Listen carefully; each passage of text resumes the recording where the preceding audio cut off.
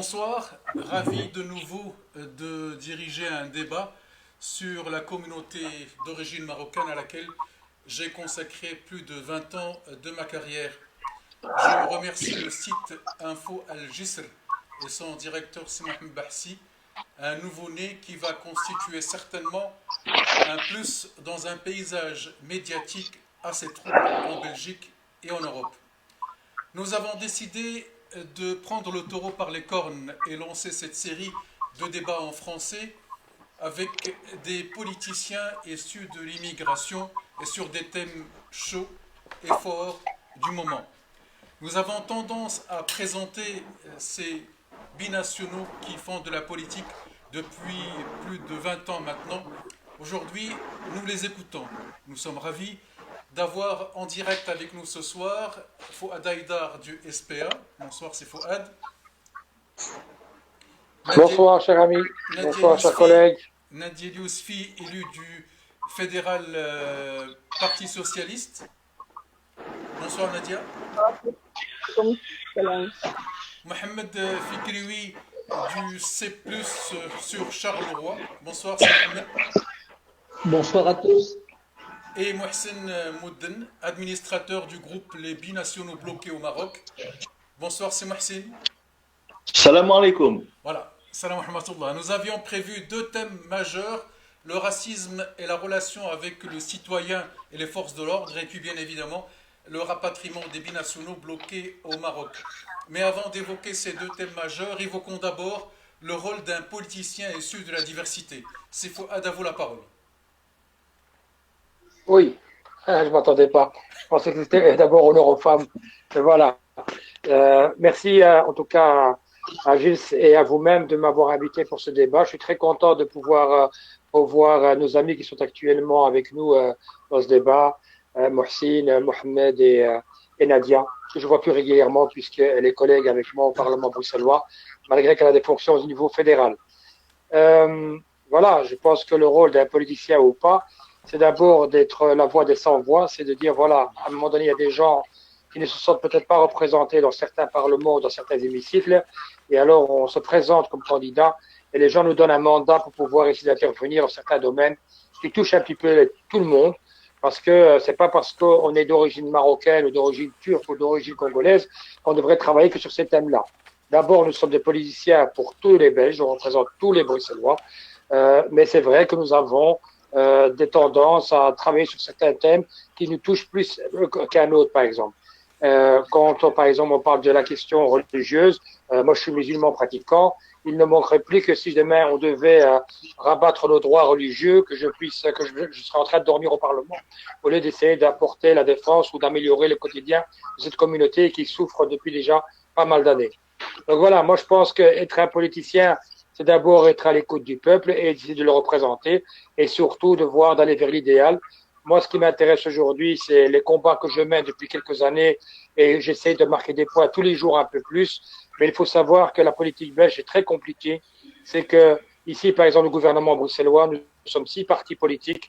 Quand je dois me mettre d'abord d'accord avec mon parti, et puis je dois me mettre d'accord avec les Flamands, puisque moi je suis du groupe linguistique néerlandais, et puis je dois me mettre d'accord avec les francophones au niveau de la majorité. Et quand on a réussi ça, on peut enfin déposer nos propositions de loi ou propositions de résolution ou d'ordonnance, comme on appelle à Bruxelles, pour essayer de changer le quotidien des Bruxellois. Voilà, peut-être laisser la parole aux autres. Voilà, Nadia, effectivement, Nadia, comme a dit, c'est Fouad, donc vous représentez tout le monde, mais vous vous appelez Nadia et vous représentez aussi ceux et celles issus de la communauté marocaine installée en Belgique qui ont voté pour vous.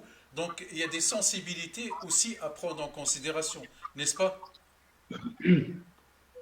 Oui, en tout cas, merci pour l'invitation, Mustapha. Et, on se connaît depuis pas mal de temps, et notamment à travers tes émissions. Donc, tu étais un peu parmi les premiers à nous donner la parole et à mettre un peu en avant ce qui existait au niveau de la communauté marocaine, tant ici et ailleurs. Donc, on se souvient bien de ton émission Canal Atlas notamment.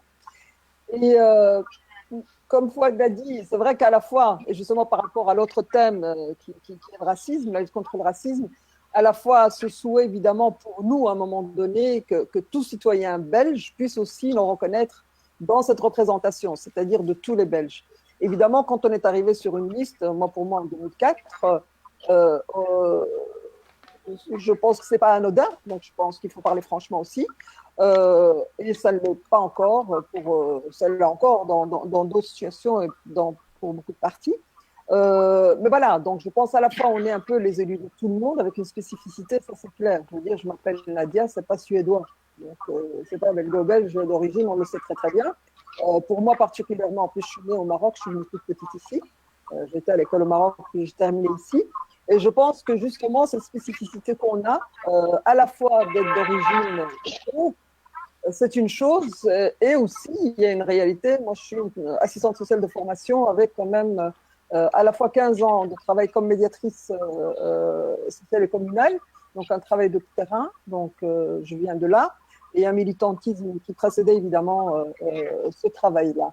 Donc voilà, je pense que c'est une spécificité dont il faut être fier et assumer, parce que je pense que pour certaines problématiques, on est certainement plus sensible, on les comprend d'autant mieux et on peut mieux les relayer aussi. Et donc voilà, donc je pense que dans un contexte actuel où justement on a envie un peu de tout, de tout nier, de tout un peu, que les choses paraissent un peu homogènes, non. Je veux dire, il y a des réalités et des réalités dont on est issu aussi.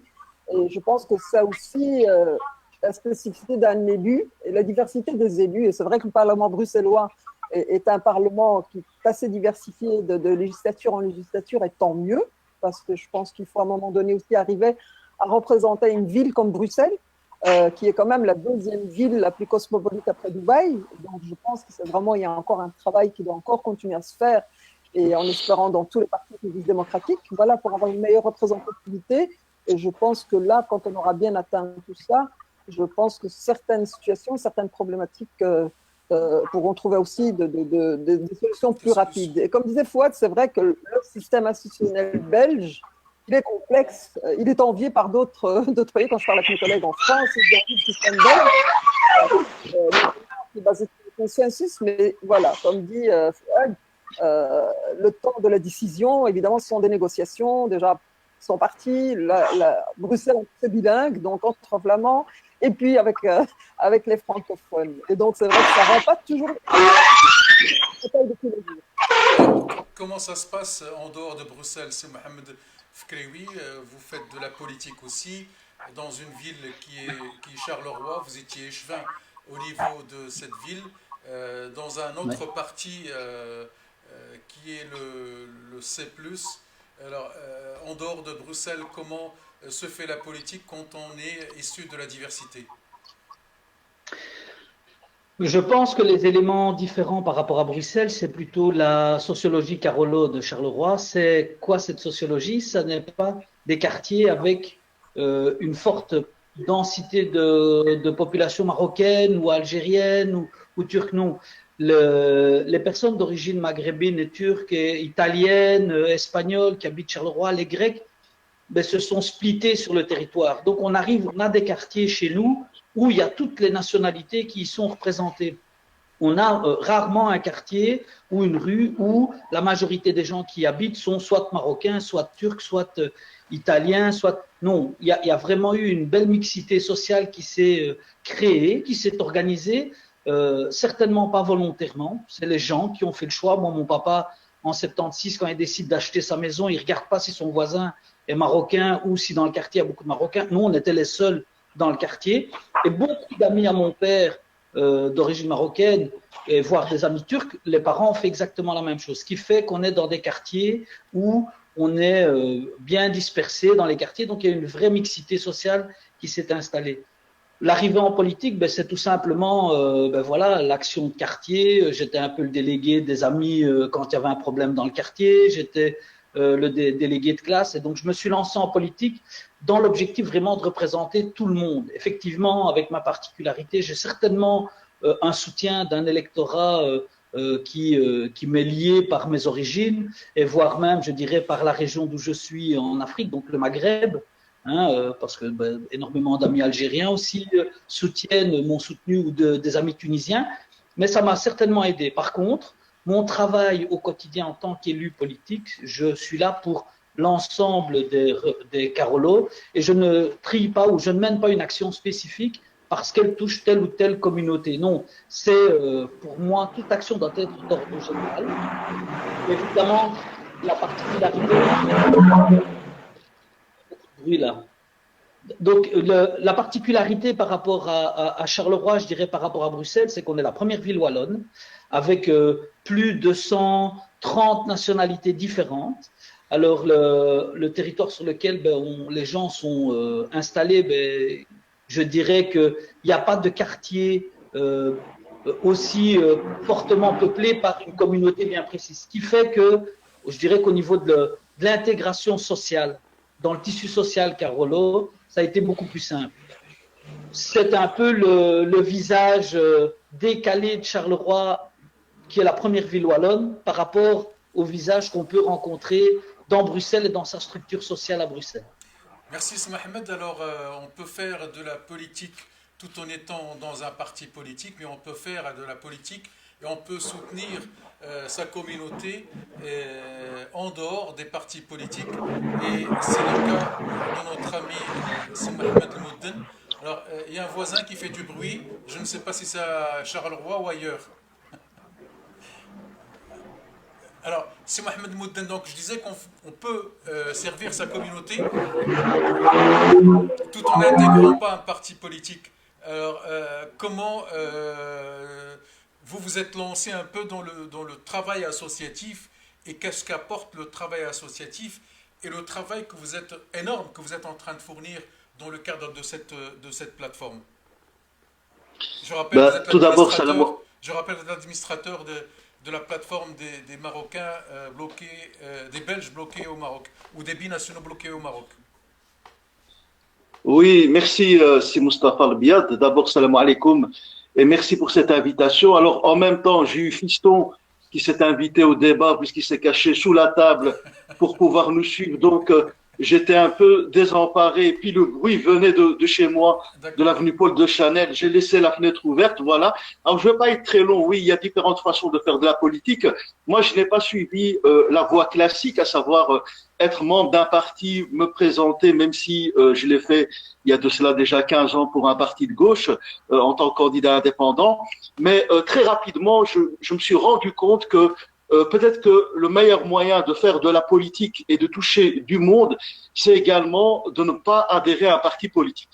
Puisque, comme l'ont dit vos trois politiques présents, la Belgique a un système, un des plus complexes d'Europe, qui est très difficile. C'est une démocratie, mais en même temps une particratie où les élus, entre guillemets, ont une obligation de suivre une rigueur, une discipline qui parfois en interne cause de réels problèmes. Et puis l'attente de la communauté belge, maghrébine est tellement énorme, les problèmes sont tellement profonds qu'en général, on ne peut que décevoir. Alors, ceci en préambule étant dit, bien évidemment que au Parlement bruxellois où j'étais assistant parlementaire pendant quelques mois pour une parlementaire justement écolo, je me suis rendu très très rapidement compte des limites justement de ce travail démocratique et donc j'ai pris mes responsabilités. Alors j'ai non seulement le sentiment d'être beaucoup plus efficace à l'extérieur des partis politiques, mais très souvent, l'image qu'ont les citoyens des partis politiques, c'est une image très négative. C'est une image qui, en plus, lorsqu'elle touche les élus de la communauté belgo-maghrébine, est encore doublement négative parce que les attentes sont énormissimes et les personnes, les citoyens en général, ont une mauvaise connaissance de la politique. Ils pensent que nos hommes et nos femmes politiques, entre guillemets communautaires, même si ce sont des humanistes, qu'ils ont la capacité très rapidement de résoudre nos problèmes, ce qui est faux en grande. Alors nous avons perdu. Voilà, oui, je suis là. Alors, oui. alors, en disant cela, bien évidemment, il y a tout un travail qui est fait, qui est entrepris, qui est courageux, mais c'est vrai que l'image que donne le monde politique bruxellois ou fédéral, c'est une image plutôt négative. Et donc, on a l'impression que dans un petit pays de 11 millions d'habitants, proportionnellement où il y a le plus d'élus, et donc ça heurte, si vous voulez, les citoyens lorsqu'ils rendent compte qu'il y a 4, 5, 6, 7 ministres de la santé et qu'on a, par exemple, sur la question du coronavirus, des résultats très médiocres, ou même l'Italie nous critique alors qu'on sait que le Covid-19 a fait des ravages en Italie, ben, il y a de quoi quand même se poser des questions sur cette façon de faire de la politique, sur l'architecture politique belge qui pose vraiment problème. Et je pense personnellement qu'il y a un problème d'ordre structurel au sein même de la politique belge, ce qui fait que des gens comme moi, très nombreux, on est refroidi par le monde politique et les partis politiques. Parce que avant d'être une démocratie, en Belgique, c'est d'abord une particratie.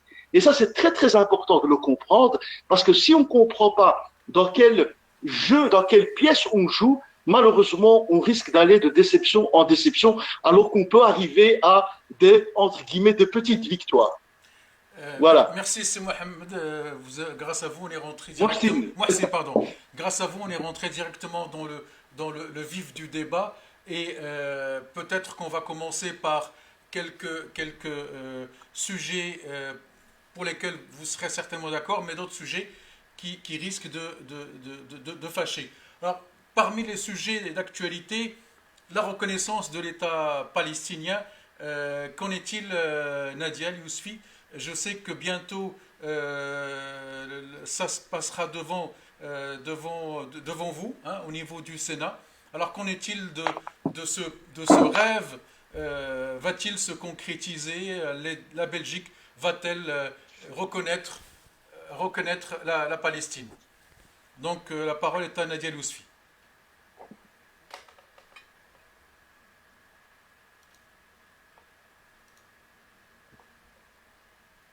Ce rêve qu'on attend évidemment tous et qu'on appelle de nos voeux, bah, par rapport à la Belgique, au niveau des différents textes qui ont été déposés pour demander la reconnaissance de l'État palestinien maintenant, parce que je pense que c'est quand même une notion importante par rapport à ce que la droite demandait ou a fait voter des années en disant au moment opportun, et au moment opportun, ça veut dire tout et n'importe quoi.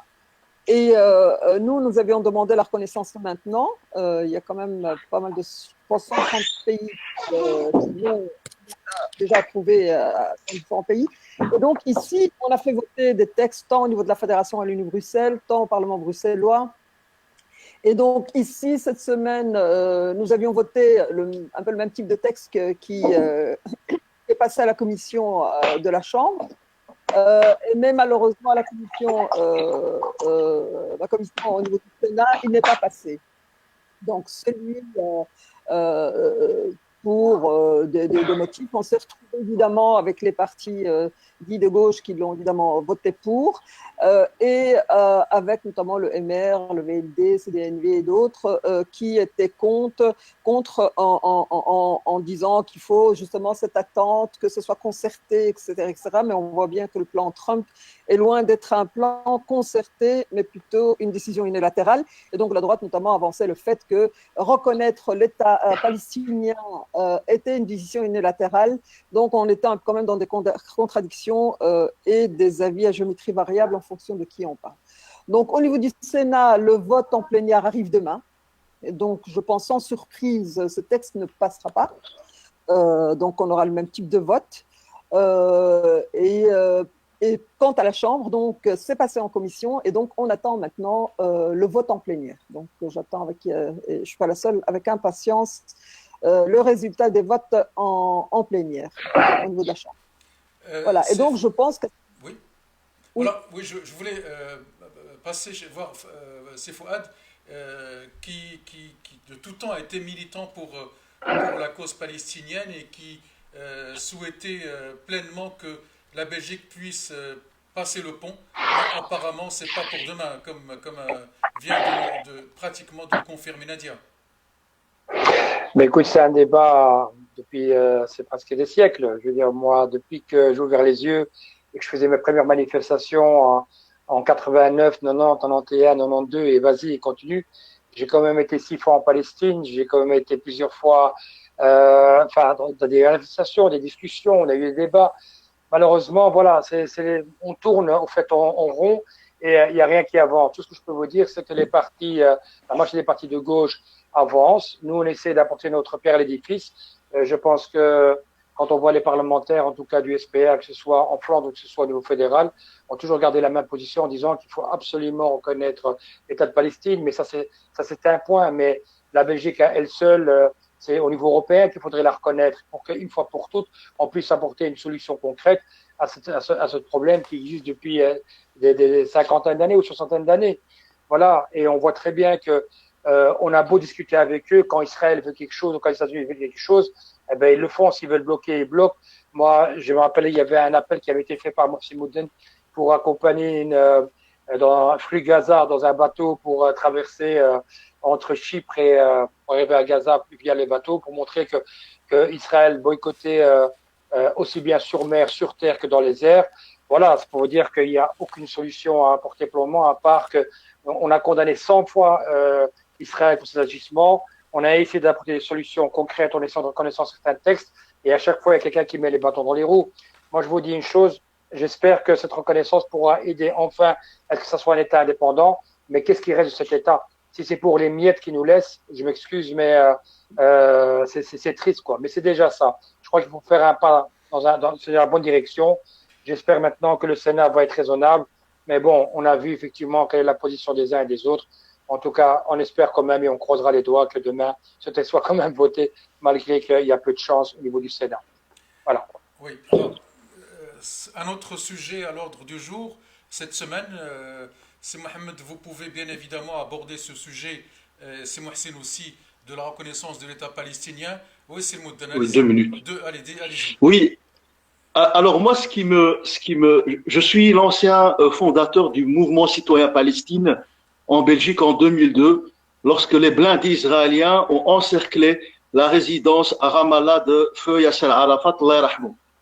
Et donc, à l'époque, on avait créé un mouvement populaire qui avait mené des dizaines d'actions sur Bruxelles, notamment, mais également en Belgique. Et donc, nous, ce qu'on constate, en fait, on constate 2-3 choses. Très rapidement, parce que je pense que ce n'est pas le sujet. La première chose, c'est que Israël est quasi considéré comme un État de l'Union européenne. Lorsque vous décortiquez les textes, les relations entre l'Union européenne et Israël, c'est quasi un État de l'Union européenne. C'est une première chose. La deuxième chose, alors, ce texte, bien évidemment, est intéressant et positif si jamais il y a une reconnaissance. Mais il est toujours désolant de voir des partis qui sont dans l'opposition. C'est le jeu politicien politique. Pourquoi est-ce que, par exemple, le Parti socialiste, alors qu'il avait la main et qu'il était au gouvernement fédéral, n'avait pas activé justement cela pour une reconnaissance de l'État palestinien? Et ce n'est pas que le Parti socialiste, parce que les gens que vous avez invités sont parmi les plus intéressants des parlements ici en Belgique, au sein des belgo-marocains au sens large du terme. Mais c'est la raison pour laquelle ça ne nous donne pas envie de faire de la politique politicienne, parce que tout simplement, ce sont des jeux de dupes. C'est-à-dire que lorsque vous êtes dans l'opposition pour ennuyer le MR et le gouvernement en place, bien évidemment, vous allez rentrer cela pour essayer de les titiller. Mais à partir du moment où vous avez été autant au pouvoir pendant 30 ans, pendant 20 ans, pendant 40 ans, pourquoi est-ce qu'une fois que vous êtes dans l'opposition, vous semblez être bien positif pour les Palestiniens, mais une fois que vous êtes au gouvernement, là, on voit qu'il n'y a pas grand-chose qui change. En fait, la politique politicienne, c'est ça, malheureusement. Et c'est ça qui, à un moment donné, casse le rapport de confiance entre les citoyens et le monde politique. C'est tous ces petits jeux. Alors, bien évidemment, on va me dire, c'est le jeu politique, c'est ainsi. C'est ça la politique. Et c'est vrai que c'est aussi ça la politique. C'est d'ennuyer, c'est d'emmerder la majorité qui est en place, le gouvernement qui est en place. Alors, ça ne veut pas dire que les partis qui ont mis cela sur pied n'y croient pas. Attention, je pense que pour le connaître un tout petit peu, Malik Ben Achour, mais également les candidats ou les élus écolos, ce sont vraiment des gens de bonne foi qui ont envie qu'on arrive à un résultat de reconnaissance de l'État palestinien. Mais il est quand même surprenant, il est vraiment quand même surprenant, à chaque fois qu'il y a des résolutions, des propositions, des textes, ça vient de l'opposition, et une fois que ces partis politiques arrivent dans la majorité, peanuts, on ne voit plus rien. C'est ça qui est malheureux. Je rappelle simplement, M. Moustapha El Biad, que pour avoir mené un travail de fond à l'égard des élus et des partis politiques en 2008, j'ai quand même été renvoyé du jour au lendemain de la radio Al-Manar, donc qui est estampillé socialiste. Donc il faut quand même se rendre compte que lorsque vous menez un travail de fond, qui est critique, qui peut même être virulent. Bien évidemment, il l'est et il l'était. On constate que malheureusement, très rapidement, il y a non seulement un corporatisme politique, parce qu'à l'époque, je n'avais reçu le soutien de quasi aucun politique, et le pire, c'est que le président de cette défunte radio avait en direct dit ceci, Moudden Mouhsin est encore plus dangereux que l'armée israélienne. Et donc, quand vous avez des gens qui ont un mandat politique, qui font partie de la famille de gauche, qui sont des supporters notamment pour la personne de Saddam Hussein, que je ne porte absolument pas dans mon cœur, et qui arrivent à de telles extrémités de considérer quelqu'un qui a travaillé pendant 10 ans bénévolement pour cette chaîne, et à partir du moment où il mène un travail critique sur la question de la Palestine, que la seule solution, c'est non seulement de le renvoyer du jour au lendemain, mais pire, c'est de l'insulter, de le diffamer. Et en fait, ça nous... Oui. Je vais juste passer la parole à Sylve Klewi. J'ai mes opinions aussi sur ce personnage, mais je les garderai pour moi et vous devez deviner ce que j'en pense. C'est Mohamed. Alors, très brièvement sur ce débat, le CDH, quelle est sa position? Que pensez-vous de ce qu'a dit Selmoudden, cette politique politicienne qui fait que ce dossier ne décolle pas? C'est un dossier qui est éminemment symbolique.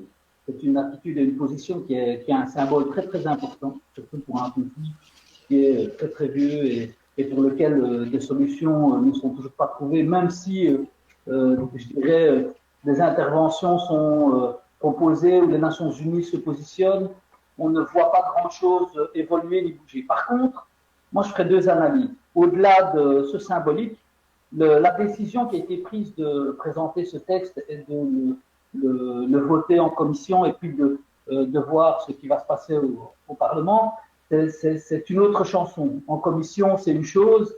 À la Chambre, ce sera tout autre chose. Je pense que est-ce que la question qu'il faut se poser, c'est est-ce que l'ensemble des partis sont mûrs pour accepter cette proposition et la voter?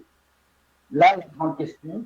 Alors, il y a un des éléments, c'est la particratie, l'influence de la particratie sur le choix et voir les décisions. Quels sont les intérêts de la particratie sur un vote aussi important que celui-là? Quelle est aussi la logique partisane et voire même ce qui est d'intérêt, je dirais, ce qui aurait dû être d'intérêt général ne l'est pas forcément dans le choix de vote de cette décision-là. Donc, moi, je pense que les partis qui se sont positionnés positivement cette fois-ci, comme on l'a dit, sont dans l'opposition, donc il est important de marquer le coup. Par contre, je suis curieux de voir la réaction des partis extrêmes qui sont représentés, de voir comment ils vont se positionner par rapport à ce vote, mais je crois que le côté particratique va ressortir et j'ai une crainte, en tout cas, je ne vois pas le vote positif émerger à la Chambre par rapport à cette notion-là qui est présentée. Enfin, voilà. Le souhait, rapidement, un deuxième sujet avant de passer aux deux axes essentiels de ce débat. Alors, si peut-être il y a un retour de... Il y a un retour de son. Il y a un retour de son. Voilà, il y a de l'écho. Si vous pouviez fermer vos micros. Le deuxième point que j'ai. Le deuxième point, donc j'ai dit qu'il y avait deux points. Le deuxième point, c'est que... s'il vous plaît. Ce que je ne veux pas, c'est qu'un sujet aussi important soit transformé comme un... comment je vais dire qu'on mette des sentiments là-dedans. Il y a vraiment une rationalité à avoir sur la défense et de ne pas manipuler l'opinion publique par rapport à un vote aussi important. Il faut être précis et clair, je pense que Mouhsin l'a souligné. Il y a énormément d'intérêts derrière qui sont particratiques qui feront que la décision n'ira peut-être pas dans le sens qu'on souhaite. Mais voilà, il y a une réalité, elle est pragmatique et c'est difficile à comprendre parce qu'il y a énormément d'éléments à analyser. Merci. Alors, on va revenir au deuxième sujet assez rapidement avant d'aborder les deux thèmes majeurs de ce débat. L'actualité aussi nous impose de parler du port du voile. Cette semaine, donc, la Cour constitutionnelle a pénalisé une jeune étudiante qui portait le voile. Alors, qu'est-ce que vous en pensez? Alors, une minute chacun. Peut-être commencer par Fouad. Écoutez, moi, ce que je vous dis, c'est un travail qu'on mène depuis des années, c'est scandaleux. Je pense que la justice, j'ai l'impression qu'elle ne comprend pas le mot justice. Je pense qu'il faudrait peut-être éduquer certains juges pour leur expliquer que la justice, c'est de permettre à des gens qui sont certainement des adultes, on parle même pas des jeunes, que des adultes qui peuvent quand même décider pour eux-mêmes ce qu'ils veulent porter. Vous savez, chez nous, il est très clair, et je l'ai fait graver dans les textes du parti, pas le petit programme du parti, mais le texte officiel du parti qui dit, effectivement, le plus important, c'est pas ce qu'elle a sur sa tête, mais ce qu'elle a dans sa tête. Moi, je le vois tous les jours dans notre travail. Nous avons plusieurs filles qui travaillent, qui portent le hijab, que ce soit au niveau national, au niveau fédéral, au niveau des fractions politiques. On les voit, ils sont sur le terrain. Mais malheureusement, je pense qu'il y a certains juges qui ne voient pas effectivement la réalité et qu'il y a des gens qui ont fait un choix personnel. Maintenant, nous, on continue le combat. Ce n'est pas facile. En tout cas, il faut rassembler nos forces. Il faut soutenir ces filles. Si effectivement il y a moyen d'encore aller plus haut, il faut le faire. Tout ce qu'on peut dire. Ce qui me désole ici, c'est que, en tout cas, nous, on a une réunion lundi prochain avec notre échevine pour qu'au niveau de la ville de Bruxelles, parce qu'il y a une position qui a été apparemment applaudie par une certaine échevine de la ville de Bruxelles, on n'acceptera pas ça. Et je pense que le débat est ouvert. On va voir si ces partis démocratiques de gauche qui forment maintenant une majorité sur la ville de Bruxelles ont la capacité, oui ou non, de changer la donne, parce qu'on commence à en avoir marre. Moi, c'est insulter ma femme qui porte le voile, c'est insulter mes filles, c'est insulter mes sœurs et nos amis, nos collègues, nos voisins parfois, ou nos voisines plutôt. Je pense qu'à un moment donné, ça suffit. Ça fait des années que ça dure, ce cirque. Alors maintenant, chacun doit montrer patte blanche, ou bien à ce moment-là, ils doivent être clairs quand ils viennent dans certains quartiers chercher des bois. Alors, Nadia, Fouad faisait allusion à votre collègue au niveau du Parti socialiste. Est-ce la position du parti ou est-ce une position personnelle par rapport à ce problème du foulard, du voile? Ben, écoutez, moi déjà, quand j'ai lu l'avis de la Cour constitutionnelle, c'est vrai que j'étais un petit peu étonnée. Ma position dans ce domaine-là, et mon parti le sait de toute façon, et je pense que c'est vraiment les points de vue. Il n'y a pas de position claire à ce stade-ci pour moi, et donc c'est vraiment un débat comme d'autres que moi j'ai toujours souhaité au sein de mon parti, donc on puisse à un moment donné parler clairement. Et je ne pense pas seulement au sein de notre parti, parce que autant moi ma position est claire là-dessus. Il y a une vidéo qui tourne depuis des années de toute façon, donc moi j'ai toujours été contre l'interdiction. Encore plus par rapport à des adultes. Hein. Donc, moi, je pars du principe, voilà, quand on parle de liberté, pour moi, la liberté de choix est quelque chose de fondamental en démocratie. Et donc, voilà, moi, j'ai une maman qui porte le voile, et si je suis ce que je suis, c'est grâce à elle.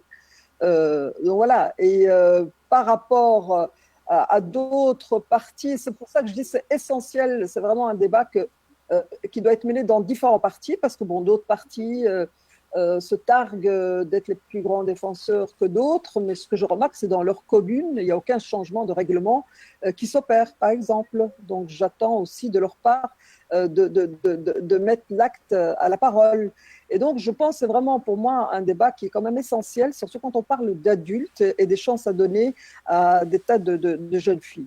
Et donc, je mènerai évidemment moi-même, avec d'autres, ce débat parce qu'il n'y a pas une parole qui est primordiale à une autre et qu'on puisse arriver à un consensus qui fédère tout le monde autour de ça. Alors, à Charleroi, comment se pose le problème et comment vous avez réagi à cette nouvelle décision? Je ne peux pas dire qu'à Charleroi, il y a eu une réaction au niveau de la ville, parce que voilà, la ville, en 2010, a voté un règlement interdisant le port du foulard. Moi, je suis d'autant plus à l'aise que je suis le seul à avoir voté contre l'interdiction. J'ai eu les foudres. Hein. La chance que j'ai eue, c'est surtout que Joël Milquet avait une ouverture d'esprit qui, au niveau de la particratie, pour rejoindre Marcel, parce qu'il y a une telle influence de la particratie par rapport aux positions et aux attitudes qu'on doit avoir. Moi, Joël Milquet m'a dit ce jour-là, tu votes en ton âme et conscience, et ton vote à toi, ce serait quoi? Je dis, moi, de toute façon, je vote contre l'interdiction, je m'y opposerai et je m'exprimerai par mon vote par rapport à cette interdiction. Donc, moi, je pense que quand on touche et qu'on porte atteinte aux libertés individuelles, et c'est une liberté individuelle, l'islam en tant que religion est reconnu en tant que culte. Il y a toute une série d'efforts qui ont été fournis pour la reconnaissance des mosquées, pour l'implication de ces jeunes femmes qui vont à l'école, étudient et font le choix par elles-mêmes. J'ai du mal, moi, à comprendre pour quelles raisons cette restriction qu'on va leur apporter va les aider à continuer à se développer. Au contraire, ça va les enfermer. Ça génère une stigmatisation, ça génère une mise au banc de la société. Et donc, pour ma part, sur Charleroi, tout le monde connaît très bien ma position. On m'a dit un jour, ben, comme tu as voté de cette manière-là, tu ne deviendras jamais échevin à Charleroi, tu seras durement sanctionné et les partis le retiendront. Eh bien, en 2014, quand mon nom a été proposé, ni le MR, qui avait eu une attitude assez dure vis-à-vis de ma personne, et ni le PS, par rapport à cette situation, n'a plus rancœur. La réflexion qu'on m'a dit, c'est que tu as défendu une position que tu estimais devoir défendre, tu l'as défendue avec respect pendant toute la période de négociation. Et ici, je pense que, en tout cas, l'échevine qui a eu cette attitude, en tout cas ce positionnement de se réjouir de voir des femmes sanctionnées, punies, c'est ça qui m'inquiète. Et qui plus est au sein du PS, ça ne veut pas dire qu'au sein du CDH, parce que je suis apparenté CDH, que certaines personnes ne se sont pas réjouies ou quoi que ce soit. Moi, je vois le vécu de Maïnour au sein de notre groupe politique, hein, son parcours, je dirais, exemplaire.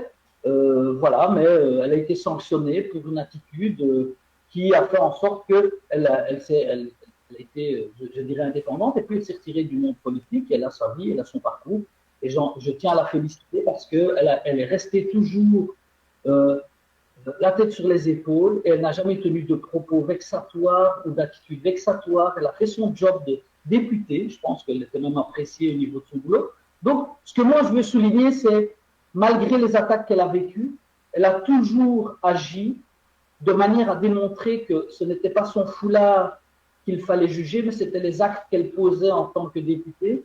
Et donc moi, je tiens à la féliciter pour le travail qu'elle a réalisé, même si elle a été sanctionnée. Et je trouve que la décision de la Cour constitutionnelle, parce qu'ayant suivi le dossier de très près pendant des années, en continuant aujourd'hui sur Charleroi, mais je pensais que la Cour constitutionnelle allait avoir une attitude en position qui est totalement différente de celle qu'il a, mais voilà, la chance qu'on a, c'est comme on est dans un état de droit, on peut contester cette décision. J'espère que des voix s'élèveront et iront jusqu'à la Cour européenne des droits de l'homme en espérant que celle-ci apportera une réponse significative. Et la seule inquiétude, c'est est-ce qu'elle sera, je dirais, coercitive au niveau de l'État? Est-ce qu'elle va pouvoir imposer à l'État belge de revenir sur sa décision, en tout cas au niveau de la Cour constitutionnelle? Voilà, je ne suis pas un juriste, je ne suis pas expert en droit, mais mon souhait, c'est de ne pas baisser les bras et de continuer l'effort, parce que c'est seulement dans l'effort qu'on a des résultats. Alors, Selmouden, pour résumer, je sais que c'est un sujet Alors, aussi qui vous touche oui. personnellement. Pour résumer, avant de passer aux deux sujets majeurs de notre soirée. Alors, je vais essayer de rester le plus zen possible. S'il vous plaît. Ce qu'on vient d'entendre là, et là vous avez 3 élus positifs qui sont engagés, qui ont démontré pendant 10, 15, 20 ans leur sérieux. Vous savez, l'arrêt qui a été rendu par la Cour constitutionnelle, c'est un arrêt non seulement discriminatoire, mais totalement inacceptable. C'est une façon de faire un clin d'œil à Zakia Khattabi, qui n'a pas été, comme vous le savez, élu à cause notamment du mouvement réformateur, on en parlera peut-être. Et quand vous voyez, si vous voulez, le squelette intellectuel, l'architecture de cette Cour constitutionnelle, quand vous analysez qui siège au sein de cette Cour constitutionnelle, à savoir certaines personnes qui sont remplies de préjugés, certains politiques, parce qu'il y a bien évidemment des magistrats, des politiques, etc., etc. Mais il ne faut même pas s'étonner. Moi, ce qui me heurte profondément, vous savez, c'est quoi? C'est l'attitude de Fawzia Arish. Voilà quelqu'un qui, pendant la campagne électorale, fait des photos avec des mamans voilées, drague les filles voilées, baratine les femmes voilées. Et une fois qu'elle est élue, parce que c'est quelqu'un quand même qui vient du tissu associatif jeunesse maghrébine, etc., une fois qu'elle est élue, elle nous frappe depuis 20 ans avec un bâton politique qui est impitoyable. Alors, moi, c'est une forme de schizophrénie, en fait. C'est une schizophrénie où on va chercher les voix des citoyens belges musulmans et la plupart des personnes qui portent le foulard, Moi, honnêtement, sur cette question-là, je m'en fous totalement. Une femme voilée ou pas voilée, pour moi, la question n'est pas là. La question, ce sont les libertés fondamentales de ce pays. Est-ce qu'on peut accepter qu'il y a des partis laïcards comme le PS et comme Défi qui mènent une idéologie de combat par rapport à une laïcité agressive?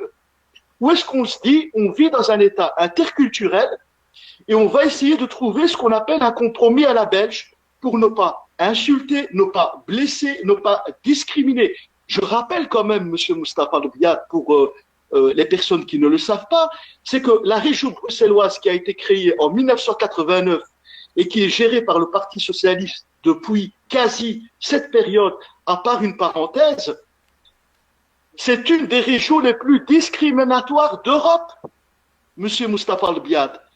Tous les indices, toutes les enquêtes universitaires et scientifiques démontrent qu'en termes de discrimination, l'embauche, l'emploi, le logement, l'enseignement, discrimination par rapport aux libertés individuelles, la région bruxelloise arrive quasi en tête de toutes les régions européennes. Alors il faut se poser des questions, M. Moustapha Loubiat. La question est la suivante.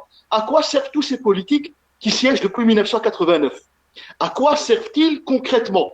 Puisque la plupart des partis qui ont siégé depuis 1989, ce sont des partis de gauche. Il y a eu la droite, bien évidemment, avec l'époque Jacques Simonet, mais la plupart du temps, c'est le Parti socialiste qui a mené le tempo. Alors, bien évidemment, moi, j'ai beaucoup de respect par rapport à Nadia. Et si toutes les personnes étaient comme Nadia, probablement que j'aurais pris ma carte politique pour rejoindre Nadia Yousfi et mener ce combat avec elle. Mais le problème, c'est que Nadia Yousfi est une élue qui est isolée. Elle-même a voulu quitter le Parti socialiste. Elle a eu ce courage de mener un débat de front avec son parti parce qu'elle-même, et c'est quelqu'un que j'estime et je considère, mais réellement, parce qu'elle-même, elle s'est rendue compte qu'il y avait un problème au sein de son parti. Et donc, à un moment donné, la question qu'on doit se poser, c'est il faut arrêter, il faut cesser de prendre les citoyens et les électeurs pour des idiots. Vous voyez le parti écolo qui, lui, était très positif pendant la campagne électorale. Lui-même, il y a eu un deal politique au sein de la ville de Bruxelles et ils n'ont pu rentrer que parce qu'ils ont promis que sur la question de la laïcité, ils allaient la boucler. Et donc, à un moment donné, ce petit jeu politicard et politicien qui, moi, non seulement m'exaspère, mais moi, je suis un homme. Il discrimine des femmes. C'est ça qui est extraordinaire. Vous avez des partis de gauche qui, normalement, doivent être en première ligne par rapport à ce combat et qui, avec une vision totalement archaïque d'une laïcité rétrograde, se retrouvent à discriminer des femmes et ces femmes qu'on va chercher pendant la campagne électorale pour avoir des voix. C'est une schizophrénie et un cynisme qui est totalement aberrant. Voilà, j'en resterai là. Vous nous permettez de passer directement à la question de la discrimination. Alors, effectivement, tout à l'heure, vous avez dans votre discours, vous avez parlé de discrimination à l'embauche, au logement, à l'éducation. Alors aujourd'hui, il y a un autre problème. Le problème donc de la réaction des forces de l'ordre par rapport aux citoyens, notamment le citoyen ou de couleur ou le citoyen maghrébin. Et je pense que là, si tous les partis politiques ne sont pas solidaires, la Belgique sera mal. C'est Fouad. Ben écoutez, M. Lebiet, je pense qu'il y a deux choses. Je ne sais pas si c'est certains qui ont le micro plus près de leur téléphone et que j'entends que ça crie. En tout cas, moi, je ne sais pas. Je pense que moi, j'entends comme ça crie. Je ne sais pas pourquoi. En tout cas, on peut être émotionné, mais je pense que ça parle avec le cœur. Ça parle avec le cœur. Prenons du chemin. Non, il me dérange pas. Il me dérange pas du tout. Je ne sais pas par rapport à moi aussi, mais j'ai l'impression que le micro, ou bien c'est moi qui parle trop bas. Tout simplement pour vous dire que je pense que la discrimination, elle est là, elle existe, et on doit chaque jour essayer d'éviter d'abord qu'elle grandisse, et il faut l'éradiquer là où on peut l'éradiquer. Moi, je vois aussi que quand je vois, par exemple, le comportement des partis flamands, des partis francophones, je parle de Bruxelles notamment, parce que vous savez, on a dû se battre à Anvers pour justement essayer de retourner certaines personnes comme Patrick Janssens qui a voulu introduire et qui l'a introduit l'introduction du voile, par exemple, dans la ville d'Anvers, alors qu'il n'y avait aucun texte au niveau du parti qui le poussait à le faire. Alors, Tout ce que je peux vous dire aujourd'hui, c'est que la discrimination à Bruxelles, elle existe. Et malheureusement, on a 6 partis politiques et tout le temps dans le consensus. Moi, quand on se sépare les néerlandophones et les francophones, quand je vois les propositions que nous menons avec le SPA, avec Groen et avec le VLD qui est pourtant un parti libéral, de droite, entre guillemets, ce qu'on dit, mais les libéraux, on va dire des libéraux de gauche, on voit effectivement qu'on a des résultats quand même qu'on n'obtient pas du côté francophone. Alors, je ne sais pas ce qui se passe du côté francophone. Je ne sais pas est-ce que les Flamands ont plus cette tendance de suivre la tendance anglo-saxonne, de dire que oui, pourquoi pas, la liberté, et on avance, malgré qu'on a des freins avec la NVA, qu'on a le Vlaams-Blok qui est là. Parfois, ils obtiennent des 40% dans certaines régions, donc c'est vraiment, ça fait peur. Mais de l'autre côté, quand je vois ce qu'on fait à Bruxelles, que ce soit les jours de congé, que ce soit l'accompagnement scolaire, il y a des choses qui se font. Est-ce qu'il n'y a pas de discrimination? Oui, il y a des discriminations. Il faut qu'on le sache. Il faut qu'on le découvre. Il faut que les gens portent plainte. Malheureusement, je vois aujourd'hui que beaucoup de gens ne portent pas plainte. Ils ont des problèmes avec la police, ils ne portent pas plainte. Nous, ils auraient pu aller voir, par exemple, le CCB qui s'est créé aujourd'hui. Il est ce qu'il est, avec les moyens qu'il a. Il essaye effectivement de défendre certaines personnes. Ce ne sera jamais assez. Moi, j'ai mon propre fils. Parfois, imaginez-vous, je discute avec lui, je lui dis, écoute, Mehdi, j'ai dit, si jamais tu as un contrôle de police, il a 21 ans, de lui dire, fais attention. J'ai pratiquement peur que mon fils rencontre un policier que s'il rencontre une crapule. C'est ça aujourd'hui la réalité des choses. C'est qu'on a dans la police des vrais crapules, on a des gens qui sont des vrais pourris, qui malheureusement travaillent et qui sont surprotégés. Quand tu vois effectivement que au niveau de la police, quand tu vois le syndicat, comment il est puissant et que la monde politique tremble de cette police, où on va? Dieu merci, nous avons plusieurs de mes collègues, nous avons justement avec le SPA, ou un Bruxelles SPA, on a demandé de faire des auditions au niveau du Parlement bruxellois pour prendre ce taureau par les cornes pour dire qu'il faut que ça suffit. Avec Île de Sable, par exemple, on va organiser plusieurs auditions, mais le but, c'est pas seulement les auditions, le but, c'est d'obtenir des résultats. Parce que parler, ça fait des textes, il y en a à gogo, mais où sont les résultats? Le plus important pour nous, c'est qu'on n'obtient pas de résultats aujourd'hui. Oui, alors cette semaine, il y a eu encore du grabuge. Bon, effectivement, il y a la manifestation suivie par du grabuge, et puis, résultat de ce grabuge, nous avons vu un jeune maghrébin qui, selon ses dires, s'est fait agresser dans une camionnette de police. Il a porté plainte. Pendant le mois de Ramadan, il y a un jeune qui a perdu la vie alors qu'il était poursuivi par la police. Donc, comment faire, comment réagir face à ce problème qui risque de dégénérer? Vous connaissez mieux la Belgique que moi. Chaque décennie, il y a eu de grosses émeutes, de grosses manifestations. Mais là, on est au bord de l'implosion, Nadia. Par rapport il y avait juste un petit point sur notre ami Mouden tout à l'heure, parce que ça englobe évidemment tout le combat, si on veut qu'il puisse être efficace. Ce qu'il disait tout à l'heure, notamment par rapport à la ville de Bruxelles, et j'ai donné mon point de vue. Donc, je pense que c'est un débat que j'appelle de tous mes voeux et que je souhaite qu'il puisse se faire au plus vite. Simplement, c'est aussi la responsabilité des partis. Alors, quand un parti dit je rentre dans une coalition et on me demande qui va à l'encontre de ses propres valeurs, je pense à un moment donné, ce parti-là doit aussi prendre sa responsabilité, où il est dedans, où il est dehors, mais on ne peut pas jouer sur les deux tableaux. Ça, c'est une chose. Deuxièmement, par rapport à la manif, moi, je pense que justement, nous, on ne doit pas justement tomber dans les travers de mélanger la justesse de la cause de la manif. Moi, j'y étais. Oui, personne ne conteste la justesse de la manifestation. Et les incidents après. Je pense que là, ce sont des casseurs. Ce n'est pas la première manif. Je pense qu'il y a eu les agriculteurs, il y a eu les dockers, ils ont cassé à Bruxelles. Je pense qu'il y a aussi un peu cette réaction à géométrie variable en fonction de qui on parle. Et donc ça, c'est dérangeant. Ça doit cesser aussi au niveau des médias. Donc c'est aussi un appel aux médias de mieux jouer aussi leur rôle. Quand les dockers arrivent, je pense que les réactions n'ont pas été aussi virulentes que ce qu'on entend par rapport à une manif telle que celle-ci. Ce jeune homme qui a été tabassé, vous savez, moi, c'est un truc qui, moi, me rappelle à mes propres souvenirs. Hein. Donc, je veux dire, moi, quand j'étais jeune, et un de mes premiers combats, c'est le premier d'ailleurs, c'était pour l'abolition du délit de sale gueule, notamment suite à ce que ma propre famille avait vécu. Donc, moi, ma maman, enceinte de 8 mois et demi, mes 2 frères avaient été tabassés par la police, mis au cachot. Voilà, c'est quelque chose de vécu en 89. Et donc, ça a été mon premier combat. J'ai été, évidemment, bien avant aussi, dans les manifs palestiniens, dans les manifs antiracistes. J'ai fait mon stage au MRAX, etc. Donc, c'est des combats dans lesquels j'y étais déjà. Et là, c'est ma propre famille. Donc, je veux dire, c'est quelque chose que j'ai vécu, que je sais, que je comprends, pour l'avoir vécu dans notre chair aussi. Donc, on a été, je pense, une des rares familles à ce moment-là qui avait osé porter plainte et se constituer partie civile parce que les gens avaient peur. Parce que dans ce genre de choses, c'est aussi la peur et pouvoir être accompagné. Et donc, en tant que jeune, quelques années après, donc nous, on avait interpellé. Et donc, c'est vrai que pour nous, et Mouden fait partie de cela et d'autres amis, l'associatif est important pour interpeller et faire ce travail aussi avec le citoyen d'accompagnement, de pouvoir... parce que ce n'est pas évident, hein, déposer plainte avec tout ce qui s'ensuit, etc. Le travail d'accompagnement par des gens du terrain est essentiel.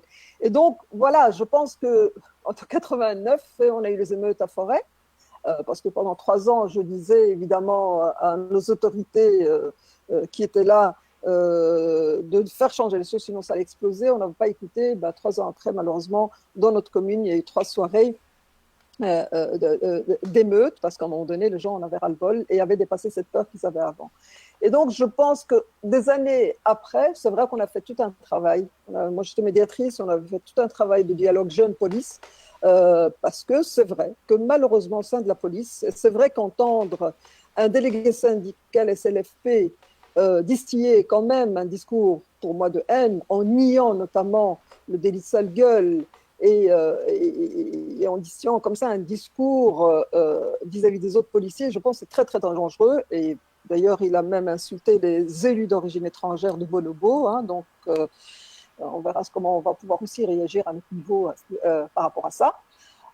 C'est laisser une minorité, donc nier le problème et laisser une minorité de policiers, parce qu'ici, personne ne dit que toute la police est raciste, mais tant qu'il y a une loi du silence déjà au sein de la police, et c'est le message que nous-mêmes on portait depuis 89, tant qu'on nie cette réalité au sein de la police d'une minorité qui, à la fin, discrédite une majorité qui certainement fait très bien son travail.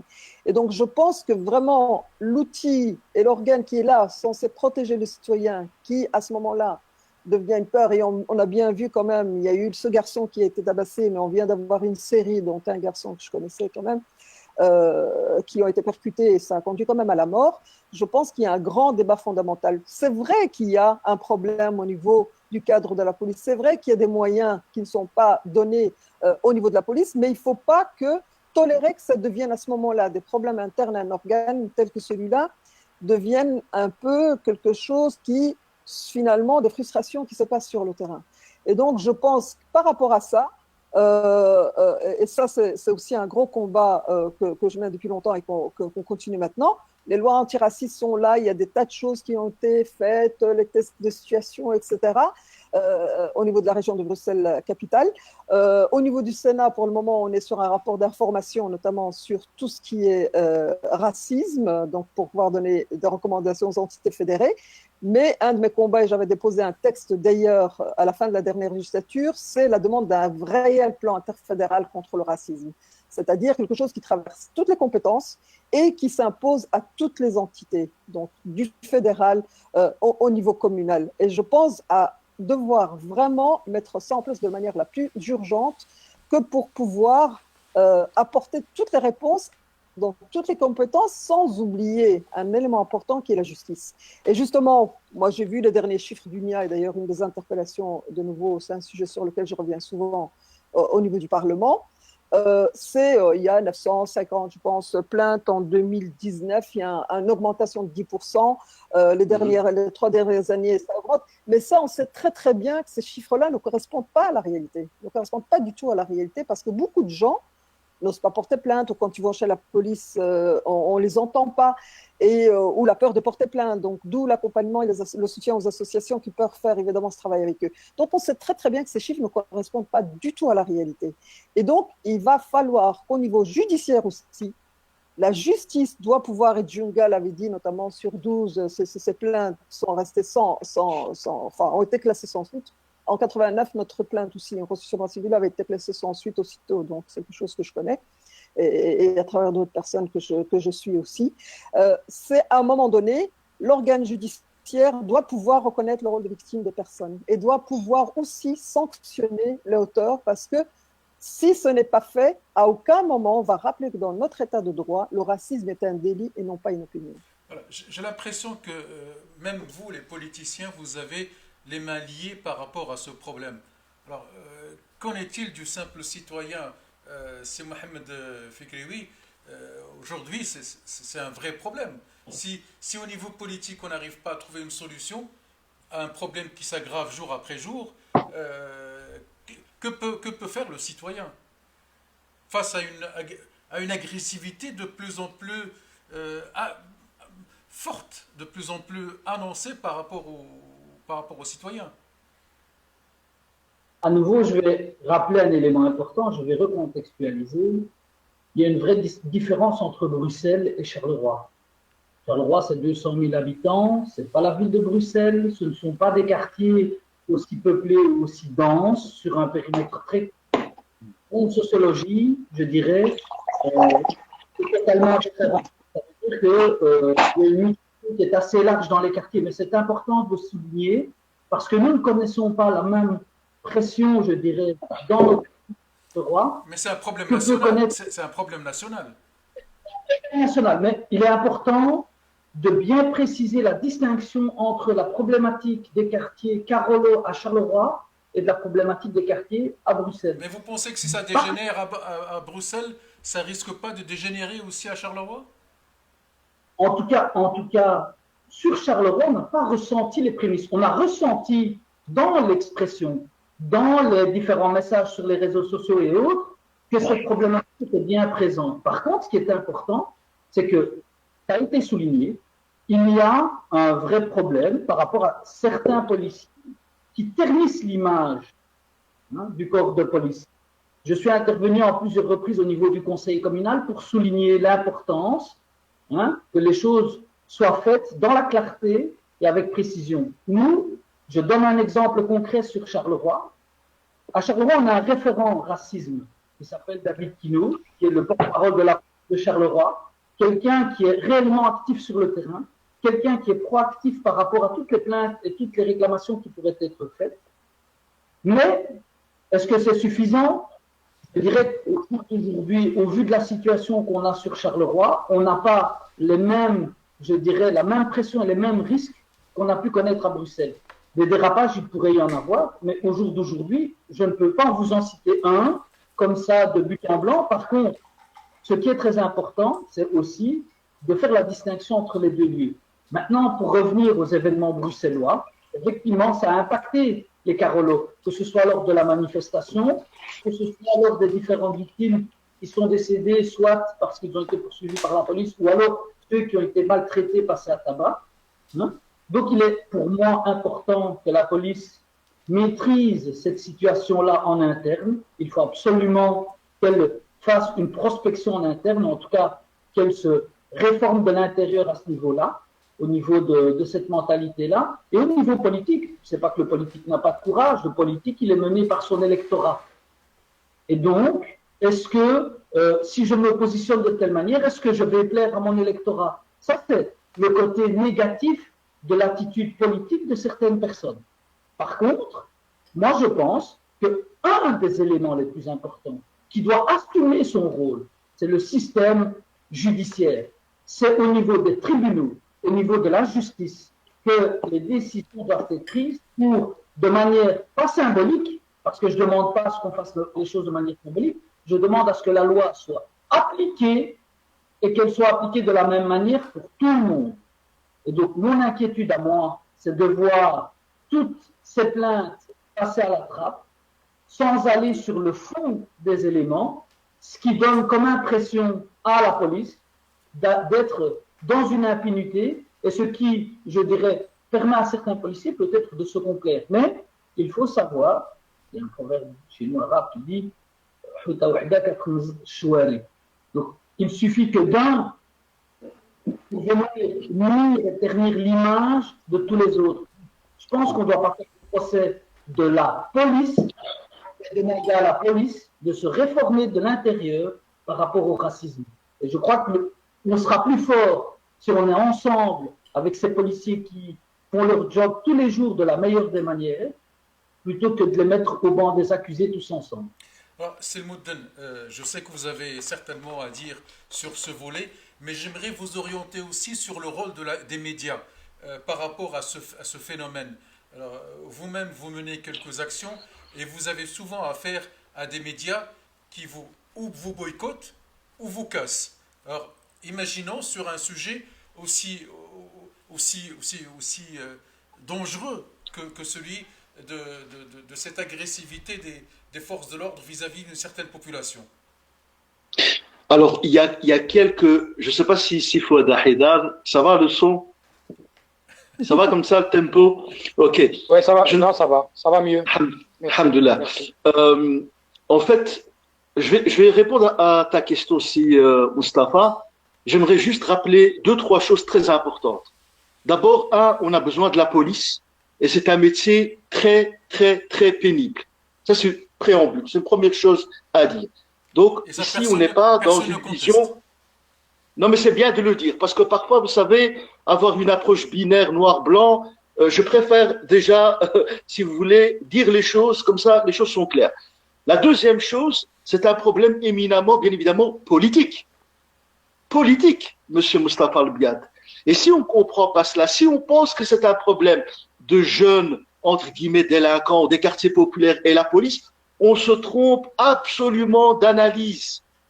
C'est un problème éminemment politique et multifactoriel, c'est-à-dire que, bien évidemment, que la magistrature, que la justice, alors je vais baisser peut-être le son de ma voix, alors bien évidemment que la justice a un rôle central, bien évidemment que lorsque on va devant les tribunaux et qu'à 90% ou 95%, il y a des non-lieux qui sont remis, comment voulez-vous, objectivement, avec des gens venant des quartiers populaires, convaincre les suivants d'aller devant les tribunaux en sachant qu'ils ont 90% de chances de perdre?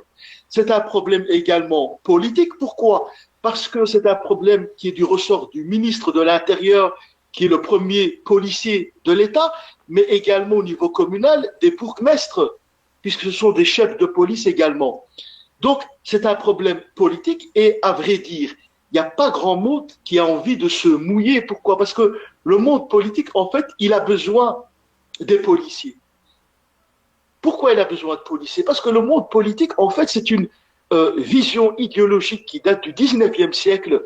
Et je ne vais pas être très long parce qu'il faudrait faire un historique là-dessus. C'est-à-dire que lorsqu'on a créé la police est une création qui ne date pas d'il y a 500 ans, qui date d'il y a quelques décennies, voire d'il y a un siècle, voire d'il y a un siècle et demi. Lorsqu'on a créé la police, c'était pour mater les pauvres, c'était pour mater le prolétariat. C'était l'époque de la fin de l'industrialisation. Et dans l'époque de l'industrialisation du 19e siècle, vous n'avez pas la classe moyenne, vous avez les riches, l'aristocratie et les pauvres. Les pauvres devaient trimer pour un salaire de misère et vous avez les riches qui écrasaient les pauvres. Et pour que les riches puissent, si vous voulez, encadrer le pays et la société, ils ont créé la police. Donc, cette vision-là, Mustapha Al-Biad, elle ne date pas d'il y a 20 ans, c'est une vision idéologique et philosophique qui a plus de 100 ans. Et tant qu'on n'a pas déstructuré, tant qu'on n'a pas analysé, tant qu'on ne déstructure pas cette pensée ultra sécuritaire, on va rester dans les problèmes. Comment voulez-vous dire à des policiers de se réformer? Mais non, c'est le monde politique qui doit prendre ses responsabilités. C'est le monde politique qui fait les lois. C'est le monde politique qui donne, si vous voulez, un cadre légal. Et après, bien évidemment, il y a la magistrature lorsqu'il y a des erreurs, des fautes ou des bavures qui ont été commises. Et je terminerai aussi par là, par la culture étatique, la culture du pays. Et je finirai par les médias. Bien évidemment, pas tous les médias, heureusement, mais on sait très bien qu'il y a certains journalistes qui sont des auxiliaires de police. Pourquoi? Mais moi, je ne dis pas ça pour critiquer les journalistes.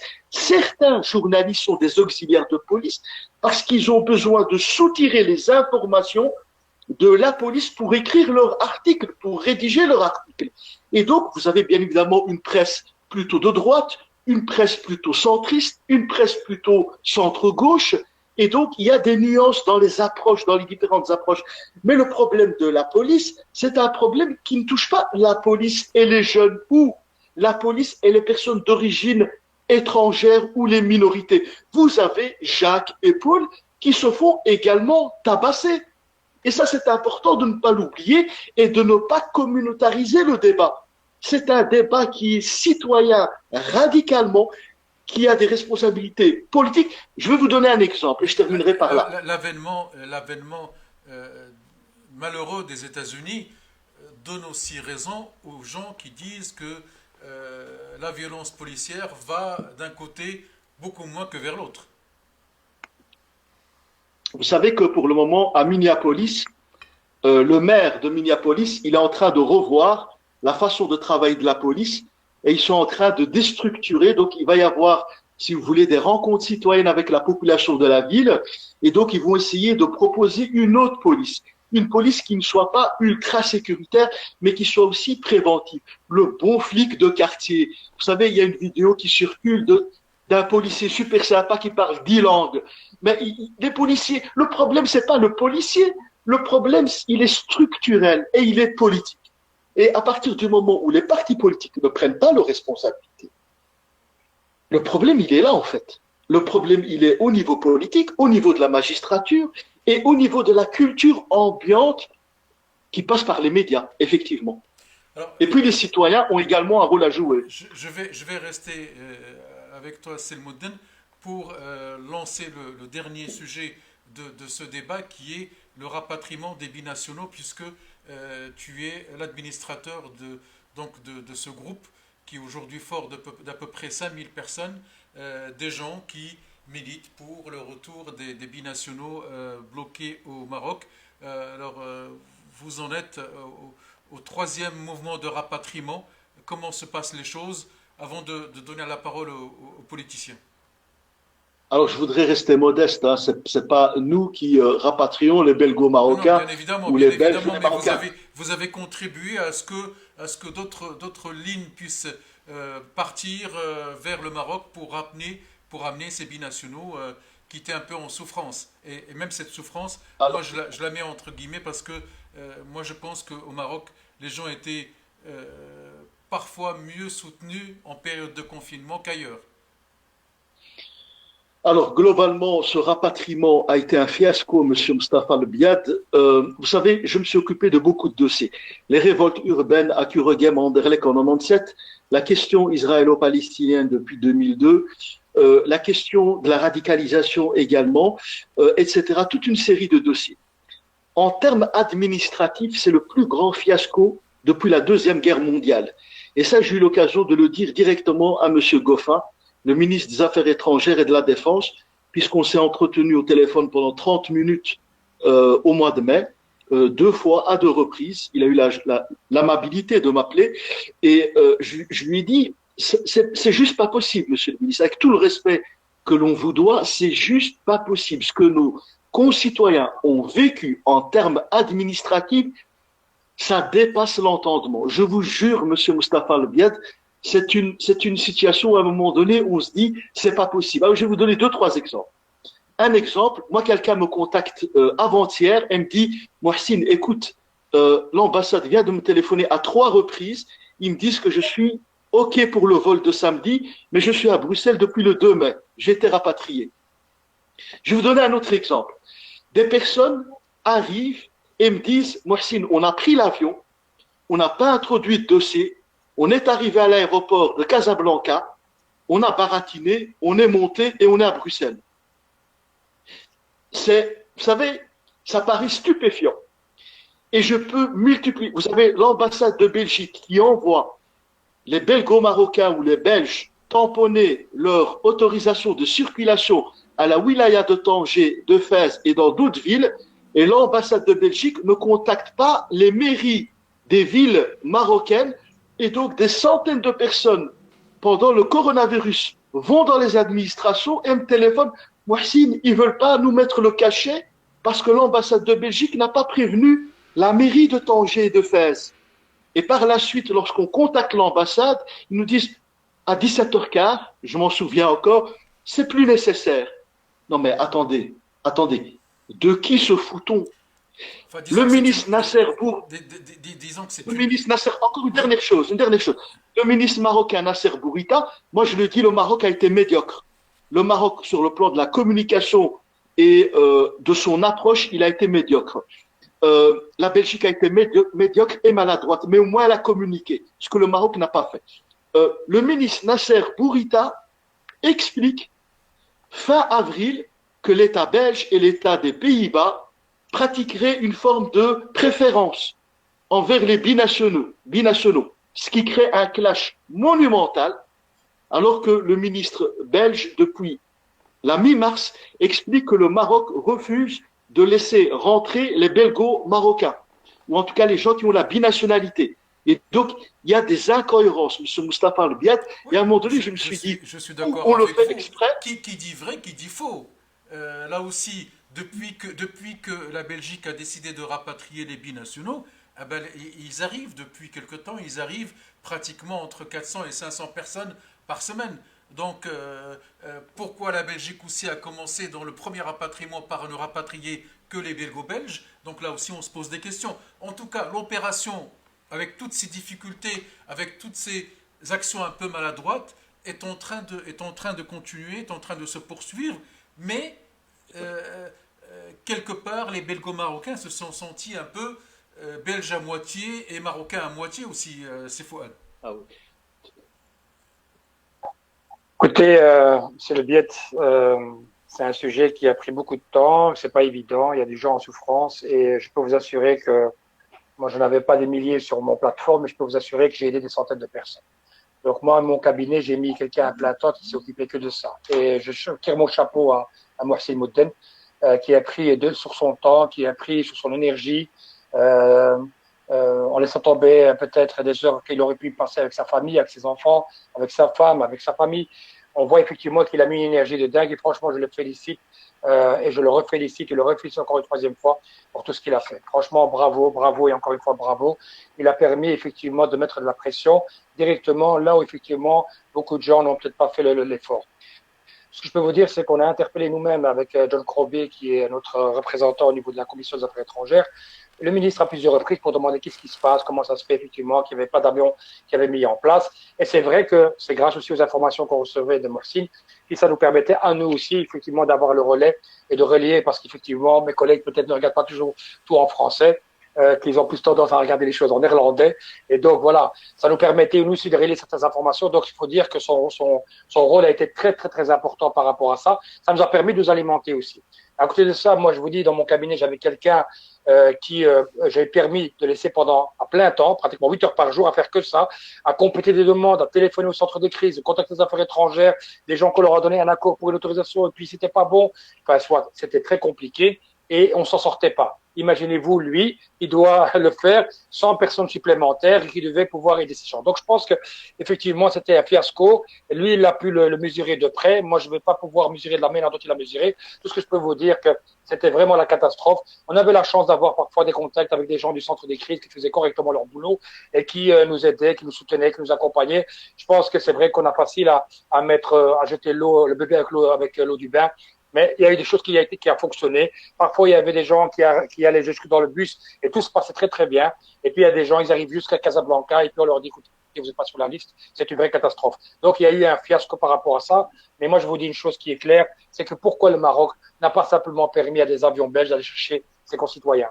Alors, vous avez dit quelque chose, monsieur Lebieux, vous avez dit que le premier vol de Casablanca, de rapatriement, il n'y avait que des belgo-belges. Non, monsieur Liebet, il n'y avait pas que des belgo-belges. Moi, j'avais une dizaine d'amis qui sont d'origine marocaine qui étaient dans ce vol et tout. Et avec beaucoup d'autres. Peut-être un peu moins. Je parlais des vols au départ de Marrakech et d'Agadir. Je vous parle de Marrakech et d'Agadir. D'accord. Donc, s'il vous plaît, il faut faire très attention avec les chiffres qu'on donne. Moi, je vous dis simplement que quand on m'a dit ça, j'ai eu aussi un coup de colère. Et donc, j'ai un peu vérifié à droite à gauche pour vous assurer qu'il y avait beaucoup de gens qui étaient d'origine marocaine qui étaient dedans. Maintenant, la question n'est pas là. Qui a raison, qui a tort? C'est la question que vous avez dit, monsieur Le Biet, et vous avez raison.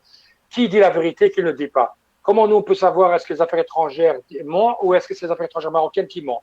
Tout ce qu'on demande, c'était facile que le ministre marocain dise que les avions belges viennent chercher sa population, qu'ils soient belges ou qu'ils soient pas belges, il y a des familles qui sont déchirées, il y a des gens qui ont perdu leur emploi ou qui risquent de perdre leur emploi, des entreprises. C'est une vraie catastrophe sociale. Et donc, vous me dites, c'est vrai, vous avez une petite raison, vous dites, ils ont très bien été cueillis, ils ont leur famille, ils ont pu manger, boire, aller à l'hôtel. C'est pas ça que les gens ils veulent. Vous savez ce que c'est pendant 3 mois être séparé de sa famille, de ses enfants. C'est une catastrophe ce qui s'est passé et tout.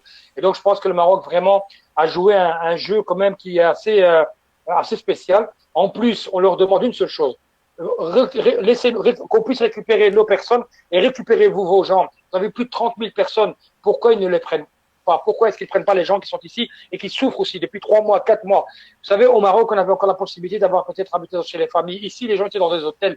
Comment ils allaient s'en sortir? Vous avez donné vous-même, monsieur Le Biet, un exemple d'une personne qui dormait sur un banc à la bourse. C'est une catastrophe. Moi, je vous dis, franchement, encore une chance que Mohsin Moudden a fait ce travail colossal pour pouvoir mobiliser, parce que je pense qu'on n'aurait pas eu de 3e vague, ni de 4e vague. Et je pense que, et je le remercie encore une fois, que nous, les politiques, on doit faire notre travail, mais à côté de ça, il y a l'associatif qui met la pression et qui permet peut-être de faire bouger les lignes. Et encore une fois, un grand merci pour ça. Oui, donc l'associatif a fait la pression, mais pourquoi pas aussi les partis politiques. Nadia, quand l'opération a commencé, on a conversé un peu via Messenger et vous étiez sensible à ce problème-là. Bon, les choses avancent parce qu'il y a eu pression.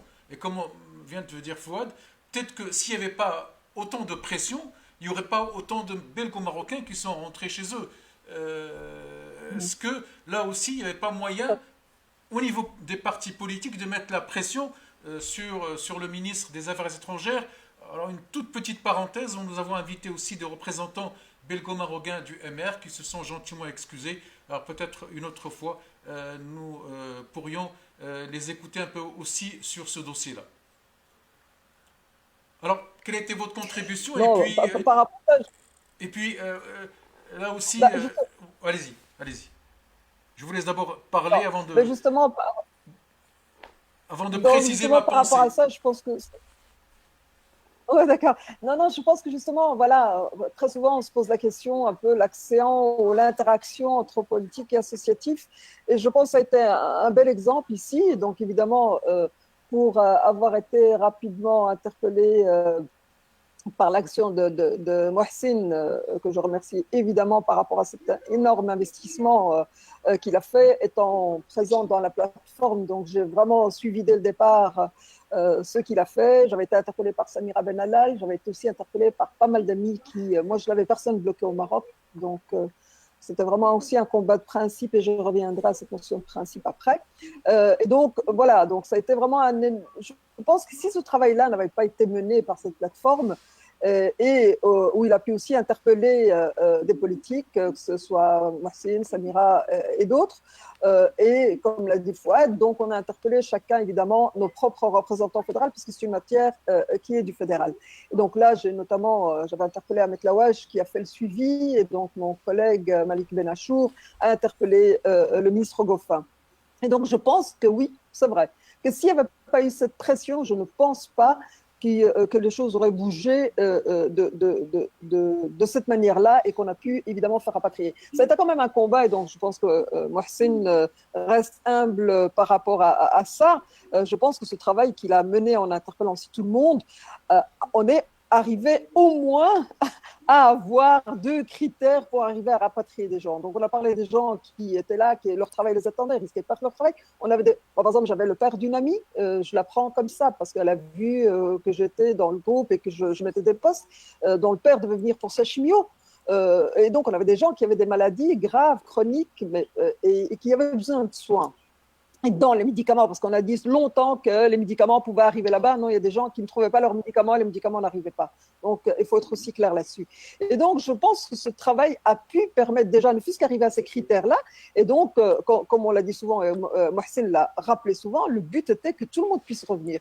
Et c'est vrai qu'on s'est retrouvé dans une situation dramatique où on avait nos personnes, nos citoyens bloqués au Maroc et des Marocains du Maroc bloqués un peu partout dans des situations où d'ailleurs les consulats nous ont interpellés pour certains cas et on a fait le suivi.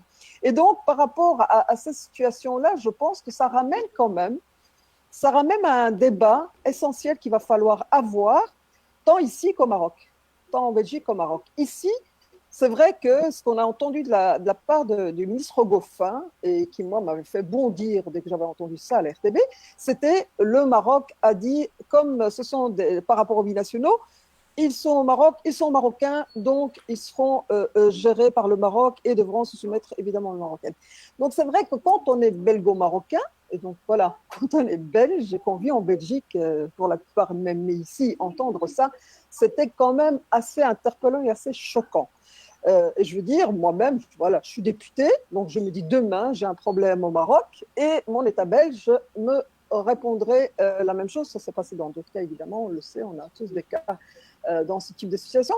Ça reste questionnant quant à la citoyenneté des personnes en Belgique. Et donc, par rapport à la Belgique, avoir à un moment donné un débat sur qu'est-ce que être citoyen belge, et particulièrement dans le cas des binationaux. Ça ne concerne pas que les Marocains. Donc, moi, j'ai des amis burundais qui se sont retrouvés, alors que les Burundais, par exemple, à la différence des Marocains, peuvent laisser tomber leur nationalité. Et malgré ça, sont restés bloqués au Burundi vu la situation qui se passe là-bas. Donc, ça concerne plusieurs personnes. Mais c'est vrai qu'ici, par rapport à ça, il y a un débat à avoir en Belgique, à un moment donné, d'éclaircissement sur le statut de citoyen pour tous et surtout la protection d'un État vis-à-vis de citoyens partout où ils peuvent être à un moment donné. Et donc ça, je pense, c'est essentiel, et surtout par rapport à certaines communautés, dont la nôtre. De l'autre côté aussi, par rapport au Maroc, il va falloir aussi avoir une discussion essentielle, parce qu'on est tous, comme on dit, sujets du roi. Mais sujets du roi et citoyens sont quand même pour moi deux choses fondamentales. Enfin, marocain, né marocain, meurt marocain, même s'il a d'autres nationalités. Et donc aussi par rapport à l'État marocain, je pense qu'il va falloir aussi avoir un débat, parce que c'est vrai, comme Marcel l'a dit, la communication était lamentable de part et d'autre, et il n'y a pas que ça. Et donc, moi, je dis aussi, par rapport à l'État marocain, d'avoir un moment de débat sur le statut qu'il donne, parce que quand on dit MRE, c'est vrai, on parle de MRE, c'est Marocain résident à l'étranger. Mais Marocain résident à l'étranger donne un peu une notion de Marocains qui sont toujours au Maroc et qui momentanément sont ailleurs. Et je pense que ça, c'est lié aussi à l'histoire de la communauté et de l'immigration. Et donc, je pense à un moment donné, il va falloir changer aussi de paradigme à ce niveau-là. Et c'est ça qui va pouvoir, à un moment donné, générer aussi d'autres attitudes vis-à-vis de la communauté. Et de ne plus revivre ce type de situations qui sont pas normales. Et voilà, on est marocain, on reste marocain. Je veux dire, on est fiers de l'être. Je suis fier de ma biculturalité, de mes deux nationalités. Comme je leur dis toujours, quand on me dit qu'est-ce que tu crois, c'est comme si on me dit de choisir entre mon père et ma mère, je ne choisis pas. Et donc, je suis fier des deux, c'est ce qui fait mon équilibre. Mais je pense que par rapport à ces situations-là, je pense qu'au Maroc, il y a une nécessité de débat par rapport à la situation des binationaux, et surtout dans ce type de situation. Voilà, la binationalité doit être un plus et non pas un inconvénient, doit être un avantage, c'est-à-dire que vous avez des droits côté marocain et vous avez des droits côté belge. C'est Mohamed Fikrioui, cette notion aussi de protection en temps par exemple de crise, comme on vient de le vivre pendant cette pandémie du Covid-19, ça a été quelque chose très mal géré de part et d'autre. Je dirais très mal géré parce que, voilà, on est dans un moment que personne ne pouvait prévoir. Donc, c'est surtout dans ces moments-là où tous les éléments à corriger apparaissent. Moi, je pense qu'il y a un article, qui est l'article 79 du Code consulaire belge, qui est à revoir et voire même à supprimer. Moi, je pense que nous avons des députés là, nous avons des personnes qui occupent une fonction beaucoup plus importante que la mienne. Je ne suis que conseiller communal à Charleroi, donc je ne suis pas parlementaire. Mais je pense que quand l'article 79 dit « ne peut prétendre à l'assistance consulaire les Belges qui possèdent aussi la nationalité de l'État dans lequel l'assistance consulaire est demandée, virgule, lorsque le consentement des autorités locales est requise ». Ça veut dire que l'interprétation de tout ce qui se passe après la virgule, le ministre Goffin pouvait dire moi j'attends que le Maroc me dise oui. Et les personnes de la communauté belgo-marocaine qui se retrouvent au Maroc, qui n'ont pas connaissance de cet article-là, parce que moi je l'ai appris que grâce à cet événement, sinon je n'en avais pas connaissance. Moi je pense que en tant que politique, un des éléments sur lequel il faut absolument agir pour apporter cette correction qui aurait évité tous ces problèmes dus à la binationalité, c'est cet article-là. Il faut supprimer, je pense, les effets d'une partie de cet article-là, hein, par rapport à l'intervention. Je pense que quand un Belge interpelle le consulat de Belgique dans peu importe quel pays dans lequel il a la double nationalité, celui-ci n'a pas à demander le consentement de l'État dans lequel il est. Le consulat doit intervenir sans condition, ce qui n'est pas le cas dans l'article 79, il est conditionné. Pour ma part, j'ai connu quelques cas de personnes qui ont émis le souhait de revenir, qui ont introduit une demande du consulat et qui ont reçu un retour positif. Je n'ai pas eu, moi, des cas négatifs, mais un cas qui vient de se manifester ici ces jours-ci. C'est une personne qui est partie pour un décès et qui a souhaité revenir et qui s'est retrouvée coincée là et qui est toujours coincée au Maroc. Elle a réintroduit une demande de rapatriement. Elle est en train de faire la démarche et bon, elle espère pouvoir revenir assez rapidement.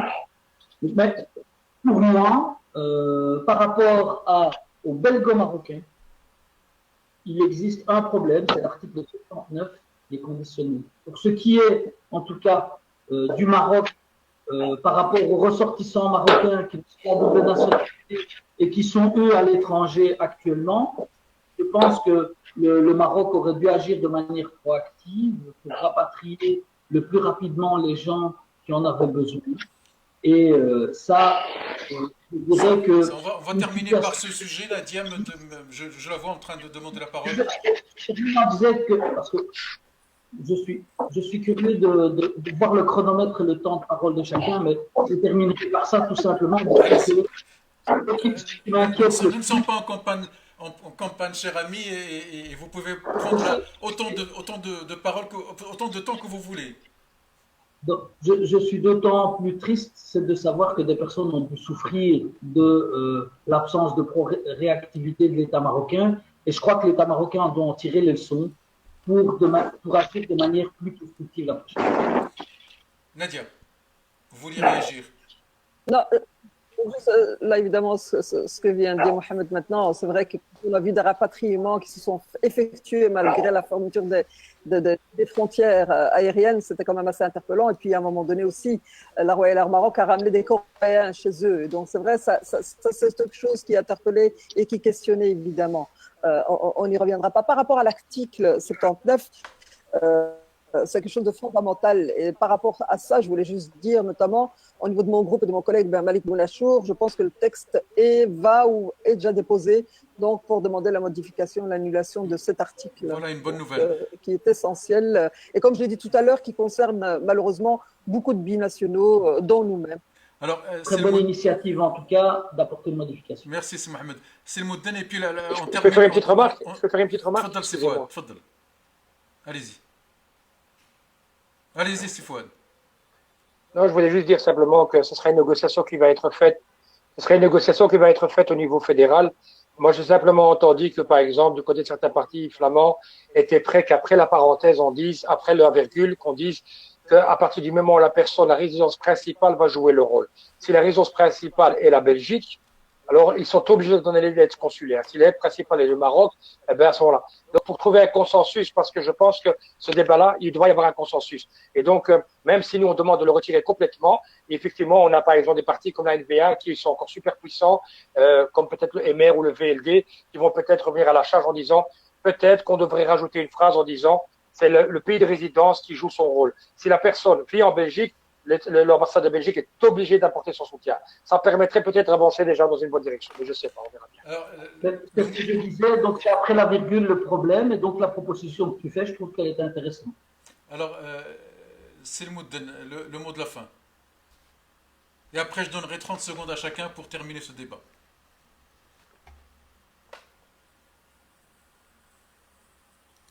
Oui, un petit souci de son qu'on va régler tout de suite. Voilà. Est-ce que vous m'entendez? Très bien. 1, 2. Très bien. Très bien. OK. 4-5 choses à corriger. La première, effectivement, au mois de mars, 40% des rapatriés au mois de mars sur les 7 avions étaient belgo-marocains. C'est pas moi qui le dis, c'est le ministre Goffin. On s'est appuyé sur les propos du ministre Goffin pour lui dire comment vous pouvez dire en même temps le tout et son contraire. Comment vous pouvez nous dire dans les médias que le Maroc refuse de laisser partir les citoyens à la binationalité, et vous dites en même temps, on a rapatrié quand même 40%, ce qui prouve qu'on n'a pas discriminé. Vous voyez la contradiction? Elle est énormissime, elle est abyssale, première chose. Deuxième chose, le ministre Goffin s'est toujours basé sur la convention de la Haye et pas sur le code consulaire. C'est très important, donc il faut décortiquer cette convention de la Haye. 3, le code consulaire a été voté au niveau fédéral par tous les partis politiques, même le PTB. Et ça a été un vote justement pour rassurer à l'époque Didier Reynders par rapport au cas d'Ali Arras et sur la question du terrorisme. Donc c'est encore une fois une vision très parcellaire que le monde politique porte sur cette communauté.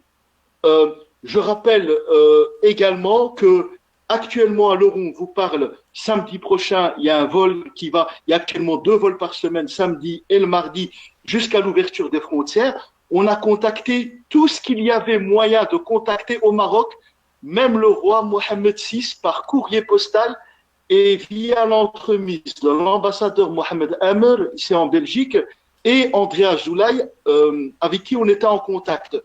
Aucune réponse à part un appel de l'ambassadeur M. Mohamed Amer pendant une vingtaine de minutes. À part cela, ça a été un silence. Qui représente l'État marocain. Oui, bien sûr, bien sûr. Et je tenais à le féliciter parce que c'est la seule autorité qui a eu le courage de prendre son téléphone et de nous appeler et d'essayer de nous faire comprendre pourquoi est-ce que le Maroc. Et enfin, dernière chose, très important, c'est pas aussi simple. Et là, certains vont me dire que je suis un merzéniste, un pro-royaliste marocain, ce que je ne suis pas. Je suis quelqu'un de très neutre. Le Maroc, en fait, est-ce que vous connaissez les conditions sanitaires au Maroc concernant l'infrastructure hospitalière? J'allais terminer par là, mais bon, je vous laisse la parole. Alors, si le Maroc, mais c'est ce que j'ai dit aux gens, la première chose, vous ne devez pas attraper le coronavirus, c'est le plus important. Par la suite, si le Maroc ferme à triple tour, c'est pas pour le plaisir de vous garder, c'est parce que lui, il sait qu'il y a 32 000 de ses enfants qui sont bloqués à l'extérieur du Maroc, et le Maroc, et notamment le roi Mohamed VI, sait que son État, son pays, n'a pas les moyens et les capacités pour faire rapatrier un nombre aussi important de Marocains à l'étranger sans préparer le pays à les accueillir au niveau médical, au niveau hôtelier, parce qu'ils doivent respecter, si vous voulez, les 14 jours de mise. Ce qui fait que oui, c'est vrai, c'est beaucoup trop long. Mais ça, on peut comprendre la logique marocaine, même si pour ma part, je trouve que c'est beaucoup trop de souffrance. Donc la logique marocaine, ce n'est pas on vous fait souffrir. Et je dirais certains journalistes belges qui aiment bien jeter leur perfidie et leur venin sont venus en posant des questions. Mais monsieur Moueddin, ne pensez-vous pas que c'est une façon de punir les gens par rapport à leur soutien au Irak? Ne pensez-vous pas que le roi ou l'État marocain... Et donc, il faut à un moment donné... C'est du n'importe quoi. Là, parfois, oui, bien les évidemment. médias disent un peu n'importe quoi. Je voudrais terminer par ces éléments-là que vous venez de citer, et il faudrait peut-être reconnaître à César ce qui appartient à César. C'est que si on compare entre le nombre de personnes atteintes du Covid au Maroc, on est à peu près à 8500, ou peut-être un peu moins, 211 décès.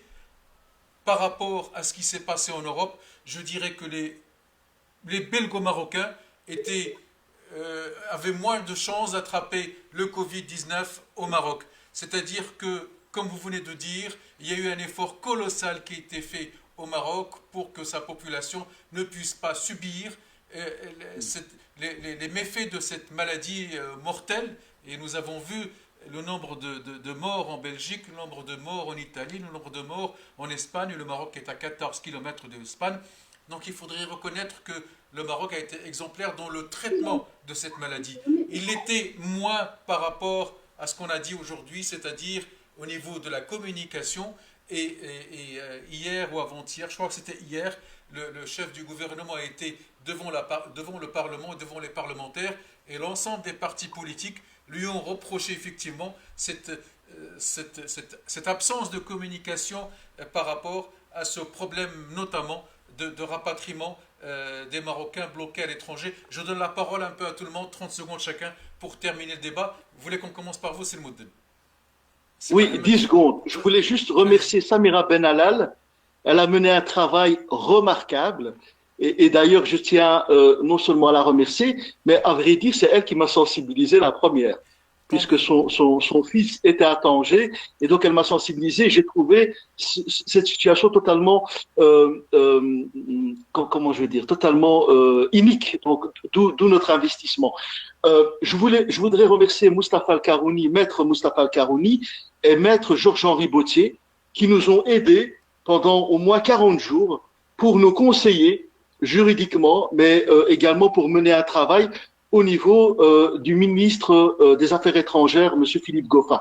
Et je voudrais surtout remercier tous les citoyens et les membres de ces plateformes, près de 6500 personnes, qui honnêtement, à part l'une ou l'autre personne, ont été d'une patience, ont été remarquables, ont été d'un courage. Honnêtement, moi je ne sais pas si personnellement, en étant bloqué au Maroc, j'aurais eu ce courage.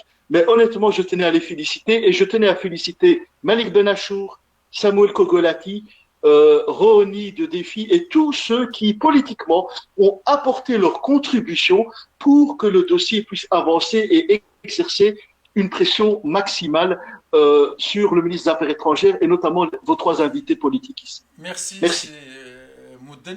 C'est Mohamed Fikri, comment on peut se servir de cette expérience un peu douloureuse pour nos compatriotes, que ce soit ici en Belgique ou au Maroc. Comment cette expérience du Covid-19 peut nous rendre un peu plus forts et mieux organisés dans le futur?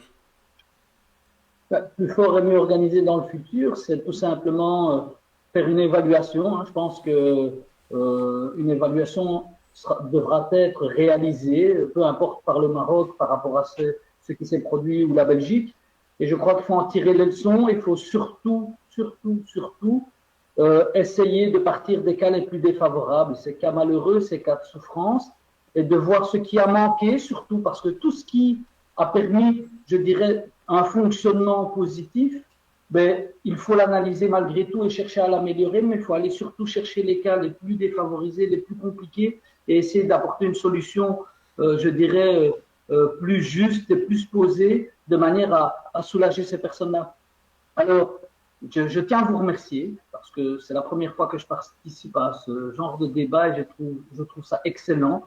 Je trouve ça excellent pour la démocratie, je trouve ça excellent pour nos citoyens belgo-marocains. Je trouve excellent aussi de pouvoir partager avec Fouad, ami de très longue date, Nadia pour la première fois. Si Mohsin, on se voit que de manière parcellaire. Heureusement que les réseaux sociaux sont là, nous pouvons rencontrer. Mais en tout cas, je tiens à vous remercier tous pour tout ce que vous avez réalisé. Et vous, c'est Mustafa, ainsi que Mohamed qui est en régie, qui n'est pas visible, pour tout ce que vous faites, parce que je pense que la communication est un élément important de faire savoir, de faire connaître et en tout cas de transférer ce type d'informations et de messages. Un débat contradictoire comme on a pu l'avoir, sans animosité, mais avec surtout un esprit constructif, et je vous en remercie tous. Alors, Nadia, quelques anecdotes. Quelques personnes me contactaient parfois, des Belgo-Marocains bloqués au Maroc, pour me dire, écoutez, on a entendu qu'ils vont nous suspendre notre carte d'identité et nos cartes de séjour et qu'on ne va plus pouvoir repartir en Belgique. Là aussi, il y a un problème de civisme, un problème aussi à faire au niveau social en Belgique par rapport à cette communauté qui, ou elle est laissée à l'écart, ou peut-être qu'elle veut rester à l'écart. Là aussi, vous avez fait du travail social dans le passé, comme vous l'avez si bien dit, il faut continuer à aller vers cette communauté. Oui, tout à fait. Par rapport à ça, de toute façon, on dit toujours que tout le monde connaît la loi, ce qui n'est totalement faux. Mais je pense que c'est vraiment un travail que les associations font. Je le faisais aussi sur le terrain, d'informer, de rappeler certaines choses, telles que quand on part en voyage, la validité des documents, c'est pas anodin. Voilà, mais je pense, comme l'a dit Mohamed, l'ont dit les amis autour de la table, je pense que ce type de situation permet aussi de pouvoir pointer les choses qui vont, qui ne vont pas, et de pouvoir évidemment en faire une évaluation, une analyse, et de pouvoir évidemment sortir par le haut. Et comme je dis toujours, c'est le cadre légal qui est l'élément de protection par je disais par rapport à mon collègue Benachour, et donc c'est tout le travail qu'on a tous fait de relais par rapport à ça. Et cette proposition de modification, d'abrogation, en tout cas, et comme l'a rappelé Fouad, tout est toujours en consensus. L'essentiel, c'est qu'on améliore ce cadre légal pour que justement tout citoyen, quand il est ici ou qu'il est ailleurs, se sent totalement protégé. Donc aussi un travail avec le Maroc. Et donc je dis toujours de manière constructive, je pense que les critiques sont constructives, et d'arriver à, une fois pour toutes, faire en sorte que les citoyens, partout où ils peuvent être, se sentent totalement protégés et en sécurité. Et donc un grand merci en tout cas pour ce débat assez constructif, et merci pour l'invitation, Mustafa, comme d'habitude, et à votre collègue aussi. Merci à vous, Nadia. Alors, c'est Fouad, le mot de la fin. Ça fait plus de 20 ans qu'on se connaît, et j'ai toujours apprécié ton discours, puisque quand je te sens parler de ta famille, de tes enfants, de ton fils, qui parfois a peur d'être dans ce genre de situation, c'est dire que vous êtes, en tant que parent, en tant que politicien, sensible au devenir de ce pays. Et le devenir de ce pays, ce sont vos enfants qui grandissent. Moi, je les ai connus petits. Tabarakallah, aujourd'hui, il a 21 ans, et il était l'ami de mon fils qui a 21 ans aussi. J'ai oublié que le temps passe aussi vite que ça. Alors, ce discours de penser un peu à nos enfants nous pousse à faire encore plus d'efforts et aller encore plus de l'avant.